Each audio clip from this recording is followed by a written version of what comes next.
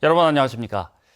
진영 행정안전부 장관이 취임 후 처음 포항 지진 피해 현장을 둘러보고 주민들을 만났습니다. 주민들은 수많은 정치인과 관료들이 다녀왔지만 변한 건 없다면서 앞으로는 해결책이 없으면 오지 말라고 격앙된 반응을 보였습니다. 김기영 기자입니다. 강원도 산불 현장에서 취임한 진영 행정안전부 장관.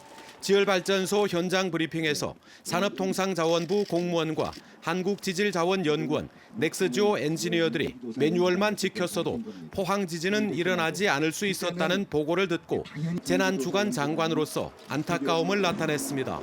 이어 방문한 흥해체육관.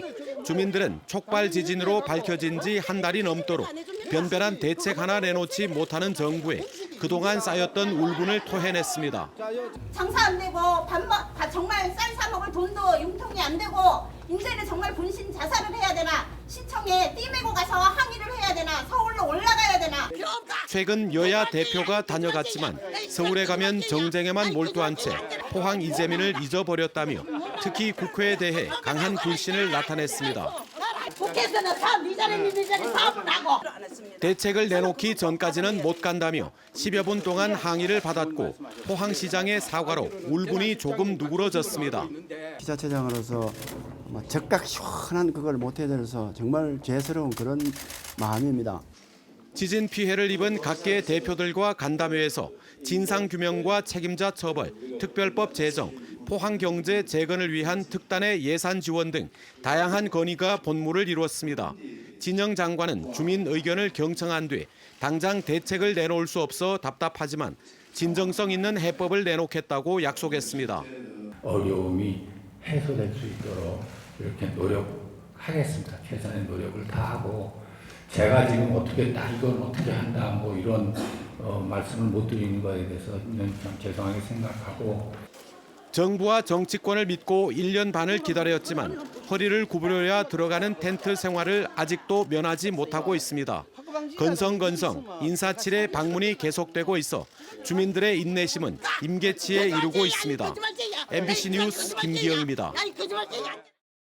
정부 추경안에 포항 지진 예산이 편성된 가운데 더불어민주당 포항 남울릉지역위원회는 논평을 통해 추경안의 조속한 통과를 위해 여야가 함께 노력해 주기를 바란다고 밝혔습니다. 또 당초 경북도 요청안에 비해 아쉬움이 있지만 소상공인과 중소기업, 지역공동체 일자리 지원 등에 600억 원이 편성되고 흥해 특별 재생사업 국고 보조율 인상 등은 환영한다고 밝혔습니다. 특히 자유한국당을 포함한 야당이 전향적 자세로 임해 지진특별법도 조속히 제정될 수 있도록 노력해달라고 촉구했습니다.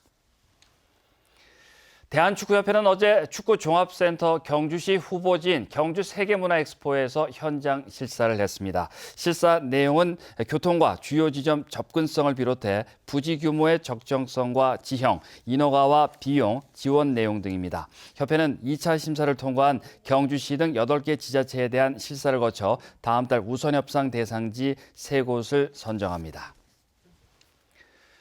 포스코는 1분기 연결 기준 매출 16조 142억 원, 영업이익 1조 2029억 원으로 순이익 7,784억 원을 기록했다고 밝혔습니다.